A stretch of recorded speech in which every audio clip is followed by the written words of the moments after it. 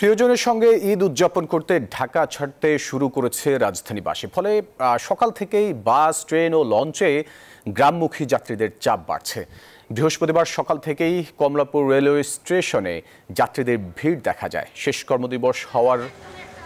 কর্মদিবস হওয়ায় পরিবারের সদস্যদের আগেই পাঠিয়ে দিচ্ছেন অনেকে। এছাড়া ছুটি শুরু হওয়ায় শিক্ষার্থীদেরও ভিড় বেড়েছে। সকালে কমলাপুর রেলওয়ে স্টেশনে দেখা যায় যাত্রীদের চাপ। ট্রেনে ঈদযাত্রার দ্বিতীয় দিনে শিডিউল বিপর্যয়ের কোনো ঘটনা ঘটেনি এখন পর্যন্ত। পারাবত এক্সপ্রেস, তিস্তা এক্সপ্রেস, মহানগর এক্সপ্রেস, সুন্দরবন এক্সপ্রেস সহ সবগুলো ট্রেনকে সময় মতো প্ল্যাটফর্ম ছাড়তে দেখা যায়।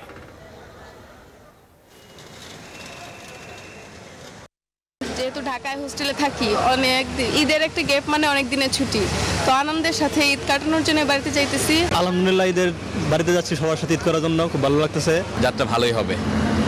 আর টিকিট হয়নি, আমরা অনলাইনে টিকিট কেটেছি।